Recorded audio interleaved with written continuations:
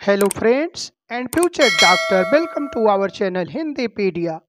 दोस्तों, भारत में एमबीबीएस में एडमिशन कैसे होते हैं, काउंसलिंग कैसे होती है, सरकारी कॉलेज में सीट कैसे मिलती है, प्राइवेट या डीम्ड में कैसे मिलती है, मैं इस वीडियो में काउंसलिंग की पूरी प्रक्रिया समझाने वाला हूं। रिजर्वेशन का लाभ कहां कहां मिलता है, चॉइस फिलिंग करने का सही तरीका क्या है, कितनी नीट स्कोर पर क्या बजट लग सकता है या फिर किस स्कोर पर कम तो क्या ऑप्शंस होंगे, सारे टॉपिक कवर करेंगे आज के इस वीडियो में। अभी तक आपने चैनल को सब्सक्राइब नहीं किया है तो चैनल को सब्सक्राइब कर लें ताकि मेरे द्वारा अपलोड किए गए हर वीडियो का नोटिफिकेशन आपको मिलता रहे। तो चलिए दोस्तों, आज के वीडियो में चलते हैं। सबसे पहले बताना चाहेंगे कि एमबीबीएस, बीडीएस, आयुष कोर्स में एडमिशन लेने के लिए नीट क्वालिफाई करना अनिवार्य होता है। बिना नीट क्वालिफाई के आपका एडमिशन नहीं हो सकता है। कहीं से भी आपको फ़ोन कॉल आदि एसएमएस आदि आते हैं तो फ्रॉड हैं, उनके चक्कर में ना पड़ें। प्रत्येक वर्ष दसों हजार बच्चे फ्रॉड के चक्कर में पड़कर अपना पैसा गंवा देते हैं। इससे हमेशा सावधान रहें। जब तक आप नीट क्वालिफाई नहीं हैं तब तक आपका एडमिशन नहीं हो सकता है। इसी तरह से वर्तमान में देश में एमबीबीएस करने के लिए एकमात्र प्रवेश परीक्षा क्या है? नीट है। बिना नीट प्रवेश परीक्षा पास किए आपका एमबीबीएस में एडमिशन नहीं होगा। इसी तरह से अब एम्स और जिपमर के भी एडमिशन नीट के माध्यम से ही होते हैं। यदि आपके पास कोई ऐसी जानकारी है कि डायरेक्ट एडमिशन हो जाते हैं तो इसके चक्कर में कभी ना पड़ें। इसी तरह से आप देख पा रहे हैं, नीट के फॉर्म, रजिस्ट्रेशन, एग्जाम और रिजल्ट तक की जिम्मेदारी एनटीए की होती है। NTA national testing agency NTA की होती है। इसी तरह से काउंसलिंग एक प्रक्रिया है जिसमें छात्रों को उनकी मेरिट और चॉइस के हिसाब से कॉलेज अलॉट किया जाता है। इसी तरह से एमबीबीएस में एडमिशन के लिए काउंसलिंग ही एकमात्र रास्ता है, अन्य रास्ता नहीं है। अगर आप काउंसलिंग के अतिरिक्त कोई रास्ता अपनाते हैं कि मैनेजमेंट कोटे की सीट है, इस कोटे की सीट है, तो श्योर है आप धोखे में पड़ सकते हैं।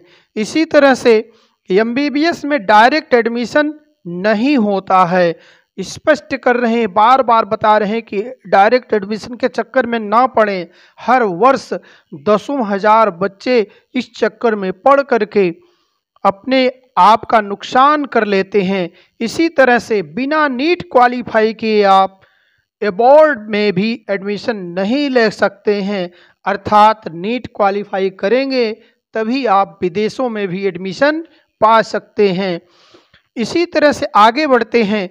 काउंसलिंग के मुख्य रूप दो भाग हैं, सेंट्रल काउंसलिंग, स्टेट काउंसलिंग। अब इसमें क्या है, सेंट्रल काउंसलिंग एमसीसी के द्वारा कंडक्ट कराई जाती है जिसकी वेबसाइट है www.mcc.nic.in। इस वेबसाइट पर आप सेंट्रल काउंसलिंग ओपन करके सेंट्रल काउंसलिंग के सारी डिटेल देख सकते हैं। इसी तरह से एमसीसी काउंसलिंग की पूरी प्रक्रिया ऑनलाइन होती है, केवल डीम्ड स्टे राउंड को छोड़ करके।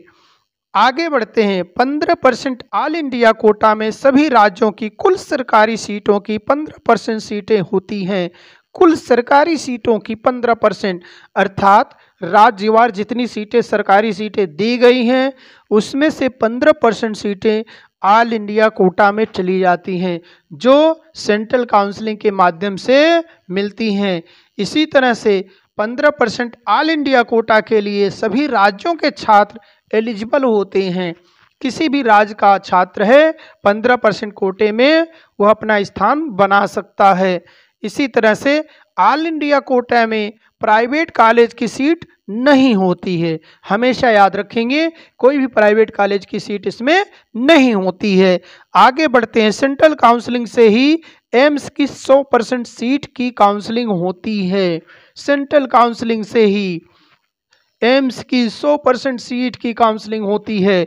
इसी तरह से सेंट्रल काउंसलिंग से ही जिपमर की 50% सीट की काउंसलिंग होती है। इसी तरह से सेंट्रल काउंसलिंग से ही एएमयू अलीगढ़ मुस्लिम यूनिवर्सिटी की 50% सीट की काउंसलिंग होती है। इसी तरह से सेंट्रल काउंसलिंग से ही ईएसआईसी की 15% सीट की काउंसलिंग भी होती है। इसी तरह से सेंट्रल काउंसलिंग से ही एएफएमसीटी रजिस्ट्रेशन होता है। इसी तरह से आगे देखिए, जामिया की बीडीएस की सीटों की काउंसलिंग भी सेंट्रल काउंसलिंग से ही होती है। इसी तरह से डीम्ड कॉलेज के 100% सीटों की काउंसलिंग भी एमसीसी से ही होती है, सेंट्रल काउंसलिंग के थ्रू होती है।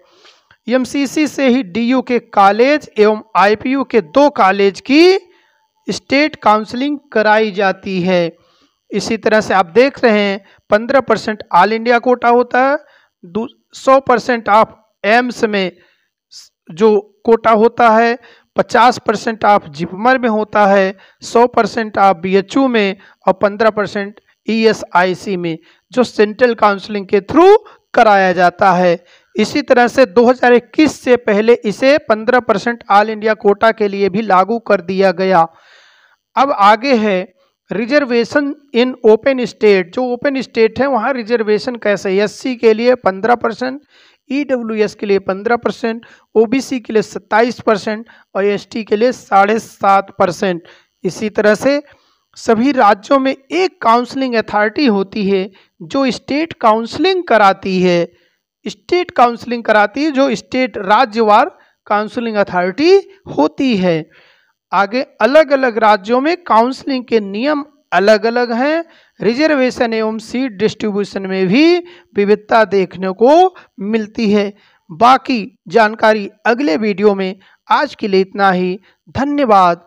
अभी तक आपने चैनल को सब्सक्राइब नहीं किया है तो चैनल को सब्सक्राइब कर ले।